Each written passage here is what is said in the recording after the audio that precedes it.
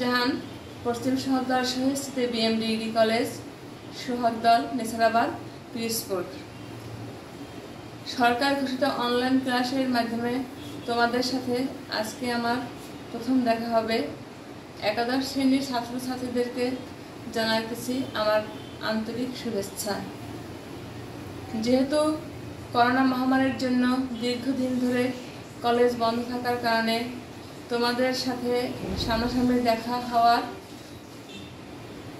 যে কথা ছিল সেটা হইতেছে না, সেজন্য এখন তোমাদের মাধ্যমে তোমাদের সাথে দেখা হবে, এই অনলাইন ক্লাসের মাধ্যমে দেখা হবে। আশা করি তোমরা সবাই এই ক্লাস দেখবে এবং বাসায় বসে লেখাপড়া করবে।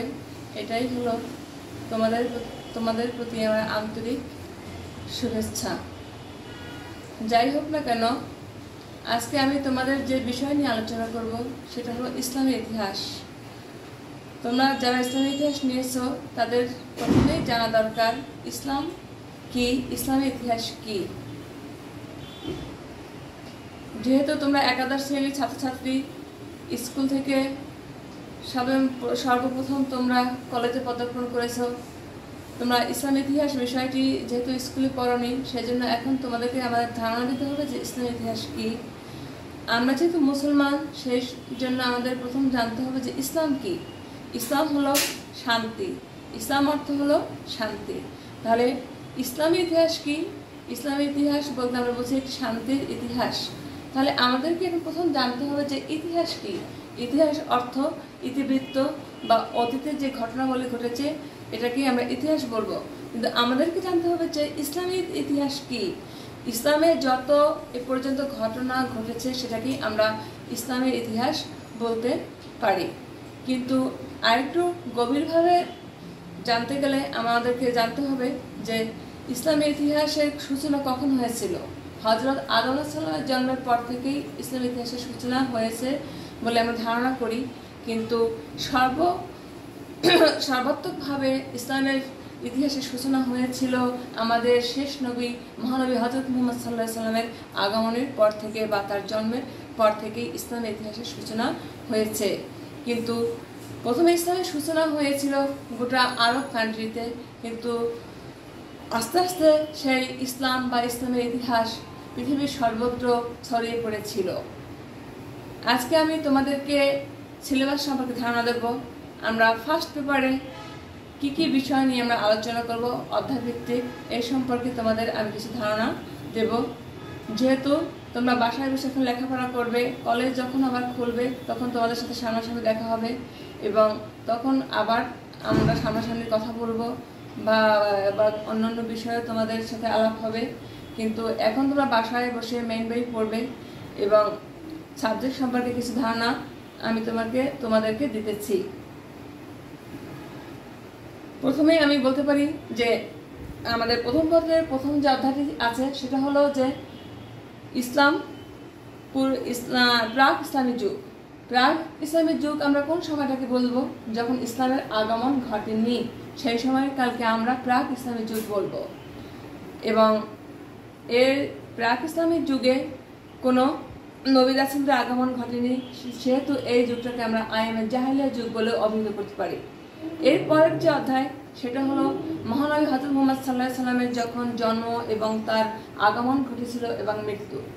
আমরা জানি যে মহানবী সাল্লাল্লাহু আলাইহি সাল্লাম গোটা আরব কান্ট্রিতে এমন একটি সময় তার আগমন ঘটেছিল যখন গোটা আরব কান্ট্রিতে আইয়ামে জাহেলিয়া যুগ বলে অভিহিত করা হতো। আর ঠিক সেই সময় মহানবীর আগমন ঘটেছিল। হয়তোবা আমাদের শেষ নবী মহানবী হযরত মুহাম্মদ সাল্লাল্লাহু আলাইহি সাল্লামের আগমন না ঘটলে আমরা আজকে গোটা পৃথিবীতে মুসলমানদের যে একটি মুসলিম যে একটি কান্ট্রি, মুসলমানদের যে একটি সংখ্যা, মুসলিম যে একটি জাতি, এটাকে আমরা অভিহিত করতে পারতাম না, নিজেদেরকে মুসলমান বলে পরিচয় দিতে পারতাম না। এবং এটা আমরা আলোচনা করব বা যেটা আমরা জানতে পারবো সেটা হলো যে মহানবীর আগমনের পর থেকে তিনি ইসলামের খিদমতের জন্য কি কি কাজ করেছিলেন, নিজের জীবনকে উৎসর্গ করেছিলেন এবং নবুয়ত লাভ করার পরে তিনি বিভিন্ন সমস্যার সম্মুখীন হয়েছিলেন। কিন্তু বিভিন্ন সমস্যার সম্মুখীন হওয়ার পরেও তিনি ইসলাম থেকে কখনোই দূরে সরে যাননি। মহানবী হযরত মুহাম্মদ সাল্লাল্লাহু আলাইহি ওয়াসাল্লাম ইসলামকে প্রতিষ্ঠা করার জন্য তার নিজ জন্মভূমি মক্কা ছেড়ে তিনি মদিনায়ও গিয়েছিলেন, কিন্তু অনেক জাহেলিয়া যুগের অনেক লোকজন তাকে পাগল বলে অভিহিত করেছেন, কিন্তু তারপরেও তিনি ইসলাম থেকে বিন্দুমাত্র সরে যাননি। ইসলামকেই তিনি প্রতিষ্ঠা করে গিয়েছিলেন মৃত্যুর আগ পর্যন্ত। আর যার জন্য আজকে গোটা বিশ্বে আমরা আমরা একটি মুসলিম জাতি হিসেবে পরিচয় দিতে পারি। এরপরের যে অধ্যায় সেটা হলো খুলাফায়ে রাশিদিন, অর্থাৎ 4 খলিফার সময়কালকে আমরা খুলাফায়ে রাশিদিন বলে অভিহিত করতে পারি। প্রথম খলিফার নাম হলো হযরত আবু বকর, দ্বিতীয় খলিফার নাম হলো হযরত ওমর, তৃতীয় খলিফার নাম হলো হযরত ওসমান এবং চতুর্থ খলিফার নাম হলো হযরত আলী। এরপরের যে অধ্যায় সেটা হলো উমাইয়া খিলাফত। হযরত মুয়াবিয়া যে খিলাফত প্রতিষ্ঠা করেছিলেন সেটাকে আমরা উমাইয়া খিলাফত বলে অভিহিত করতে পারি। অর্থাৎ হযরত মুয়াবিয়া ইসলামের একটি আমূল পরিবর্তন করেছিলেন। তিনি গণতন্ত্রকে গলা টিপে হত্যা করে রাজতন্ত্র প্রতিষ্ঠা করেছিলেন, অর্থাৎ রাজার ছেলে রাজা হবে, জনগণের ভোটের মাধ্যমে কেউ নির্বাচিত হবে না। এটাকে আমরা কি বলে অভিহিত করতে পারি? রাজতন্ত্র। এবং এরপরে আমাদের যে অধ্যায় সেটা হলো আব্বাসীয় খিলাফত। হযরত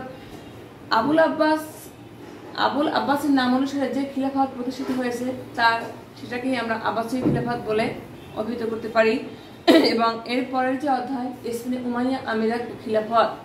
প্রথম আব্দুর রহমান যে খিলাফত স্পেনে প্রতিষ্ঠা করেছিলেন সেটাকেই আমরা বলবো ইসলামে উমাইয়া আমিরাত ও খিলাফত। তারপরে আমাদের প্রথম পথের সর্বশেষ যে অধ্যায় সেটা হলো কি মিশরে উত্তর আফ্রিকা ও মিশরে ফাতিমীয় খিলাফত। যেহেতু আমি আগেই তোমাদেরকে বলেছি যে ইসলাম এক জায়গায় গচ্ছিত ছিল না, যেহেতু মহানবীর আগমন ঘটেছিল আরব কান্ট্রিতে এবং আমরা জানি যে মহানবীর জীবদ্দশাতে ইসলাম পৃথিবীর বিভিন্ন জায়গায় ছড়িয়ে ছিটিয়ে পড়েছিল এবং তার মৃত্যুর পরে ইসলাম বিভিন্ন জায়গায় ছড়িয়ে পড়েছিল এবং মুসলমানদের সংখ্যা দিনের পর দিন বৃদ্ধি পেতে শুরু করেছিল। আর সেহেতু উত্তর আফ্রিকা এবং মিশরেও একটি খিলাফত প্রতিষ্ঠিত হয়েছিল যেটার নাম হলো ফাতিমীয় খিলাফত। তাহলে আমাদেরকে এখন জানতে হবে যে ফাতিমীয় খিলাফত কি।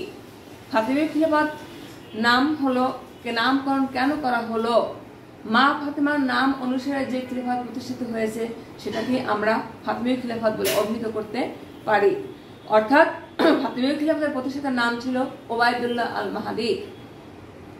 তাহলে আজকে আমরা যে জিনিসগুলো জানতে পারলাম, তোমাদেরকে প্রথমে আমি সিলেবাস সম্পর্কে ধারণা দিলাম, তারপরে আমরা এখন একটু সিলেবাস থেকে আলোচনা করি। অর্থাৎ আয়ামে জাহেলিয়া কি? আয়াম অর্থ যুগ বা সময়, জাহেলিয়া অর্থ অজ্ঞতা বা বর্বরতা বা কুসংস্কার। তাহলে আমরা আয়ামে জাহেলিয়াকে বিভিন্নভাবে সংজ্ঞায়িত করতে পারি। যখন ইসলামের আগমন ঘটেনি সেই সময়কালকে আমরা আয়ামে জাহেলিয়া যুগ বলে অভিহিত করতে পারি। যখন কোনো নবী রাসূলের আগমন ঘটেনি সেই সময়কালকে আমরা আয়ামে জাহেলিয়া বলে অভিহিত করতে পারি। যখন কোনো রাজনৈতিক চেতনা ছিল না, কোনো সমাজ ব্যবস্থা ছিল না, যে এক কথায় বলা যায় যে সমাজে কোনো নিয়ম কানুন নীতি শৃঙ্খলা ছিল না, মানুষের কোনো ধরাবাঁধা নিয়ম ছিল না, যে যার কাজ ইচ্ছা মতো করতো, সেই সময়টাকে আমরা আয়ামে জাহেলিয়া বলে অভিহিত করতে পারি। সর্বোপরি তাহলে আমরা এক কথা বলতে পারি কি, ইসলাম পূর্ব যুগকে বা অন্ধকার যুগকে আমরা আয়ামে জাহেলিয়া বলে অভিহিত করতে পারি। তাহলে আমরা আজকের ক্লাসের মাধ্যমে আমরা কি কি জানতে পারলাম? অর্থাৎ সিলেবাস সম্পর্কে তোমাদের আমি ধারণা দিলাম, আমরা ফার্স্ট পেপারের প্রথম পথে কি কি পড়ব এবং আয়ামে জাহেলিয়া কি, ইতিহাস কি, ইসলামী ইতিহাস কি, ইসলামী ইতিহাসের সূচনা কিভাবে হয়েছে। তাহলে আজকে এই পর্যন্তই থাক। খোদা হাফেজ। আগামী ক্লাসে আবার তোমাদের সাথে আশা করি দেখা হবে।